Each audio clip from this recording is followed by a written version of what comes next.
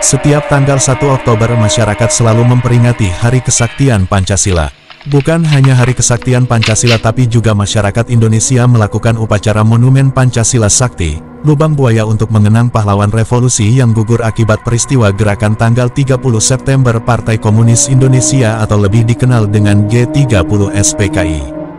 Gerakan tanggal 30 September Partai Komunis Indonesia ini sudah terjadi pada 57 tahun yang lalu, tetapi masih saja menjadi perbincangan masyarakat sampai saat ini. Bagaimana tidak, 21 tahun lalu DN Aidit dan pengikutnya bergabung dalam PKI untuk melakukan pemberontakan setelah masyarakat Indonesia berjuang mati-matian. PKI melakukan ini bukan tanpa alasan, mereka ingin mengubah ideologi bangsa yaitu Pancasila. Mereka ingin menggantinya dengan komunisme. PKI bukan hanya anti-Islam, tetapi mereka menolak semua agama. Karena apa? Karena PKI tidak mempercayai adanya Tuhan Yang Maha Esa. Orang-orang yang berpaham komunis tidak boleh tinggal di Indonesia karena ideologi mereka tidak sesuai dengan Pancasila dan UUD 1945. PKI pertama kali melakukan pemberontakan di Madiun tepat pada tanggal 18 September tahun 1948 dan pada saat itu Indonesia sedang dipimpin oleh Presiden Soekarno. PKI muncul di Madiun dengan tujuan yang kuat serta beberapa latar belakang. Tujuan PKI yang pertama adalah mengganti dasar negara seperti yang telah dijelaskan di atas. Yang kedua yaitu ingin membentuk negara Republik Indonesia Soviet. Melalui pemberontakan ini PKI sangat ingin sekali membentuk negara Republik Indonesia Soviet RIS. Sedangkan RIS nantinya akan menjadi negara yang pro terhadap komunis dan juga Soviet. Presiden Soekarno yang memimpin pada saat itu terus saja menolak karena ideologi Indonesia bukanlah komunis. Yang ketiga yaitu mempengaruhi petani dan buruh. Banyak anggota PKI seorang petani dan buruh. Pemimpin PKI menghasut para petani dan buruh untuk bekerja sama dan melakukan pemberontakan. Itulah salah satu upaya agar memperoleh banyak massa dan mendominasi sebagian wilayah Indonesia. Tujuan yang selanjutnya adalah melakukan kekejaman. PKI bukan hanya ingin menjadikan Indonesia aliran komunis tetapi mereka juga melakukan tindakan kekerasan.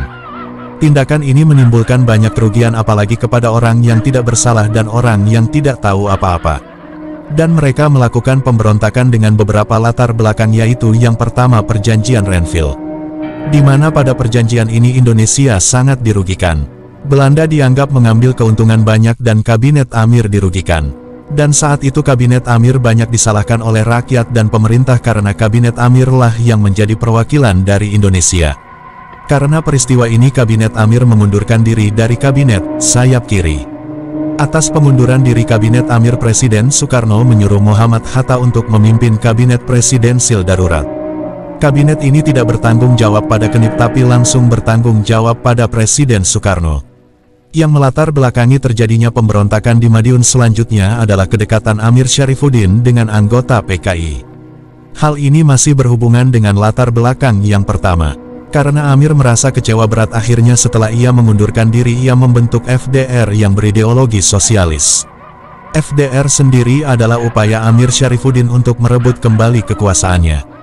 Amir banyak melakukan penghasutan dan ancaman ekonomi dengan cara menghasut buruh agar melakukan pemogokan pabrik karung tepatnya di Delanggu. Pada bulan Agustus tahun 1948 Musso kembali menjadi pemimpin PKI dan Musso mengeluarkan doktrin baru yang berjudul Jalan Baru. Dengan ini membuat Amir serta FDR dan partai buruh lainnya bergabung dengan PKI.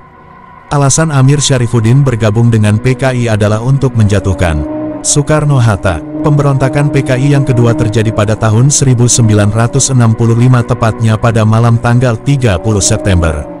Peristiwa ini melibatkan pasukan Cakrabirawa dan Partai Komunis Indonesia. Peristiwa ini terjadi dengan tujuan untuk menggulingkan pemerintahan Presiden Soekarno-Hatta. Bukan hanya itu mereka juga ingin mengubah pemerintah Indonesia menjadi pemerintah komunis. Dan pada saat itu PKI dipimpin langsung oleh pemimpinnya yaitu DN Aidit. DN Aidit ini sangat jago untuk masalah menghasut.